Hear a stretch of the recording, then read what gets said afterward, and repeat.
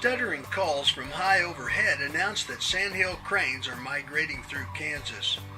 A glance above confirms a swarm of calling birds circling leisurely northward. But don't be fooled. These slow spirals are more efficient than it seems. The large soaring cranes can cover up to 500 miles a day. Lesser sandhill cranes travel across central Kansas twice a year, mostly in March and October.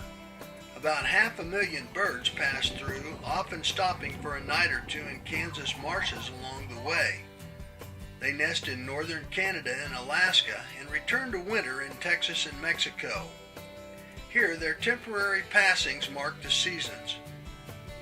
Sandhill cranes are large birds standing almost 4 feet tall, but their stature is deceiving.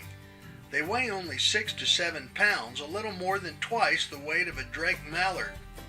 They are gray with red head caps. In flight, they hold their necks and legs outstretched. Great blue herons, similar in size, fly with their necks tucked into an S position. Great blue herons are common in Kansas and do not fly in flocks. Sandhill cranes stop to rest where shallow water is surrounded by marsh or grain fields. In dry years, they may stop in pastures where windmill tanks run over. They are omnivorous, eating all kinds of plant and animal matter. Small marsh animals, rodents, and waste grain are part of their diets. But corn is particularly attractive, and resting flocks are often seen in corn stubble fields. When cranes are not feeding, courtship is a common spring activity on stopovers. These noisy affairs show birds bowing and dancing, jumping high in the air.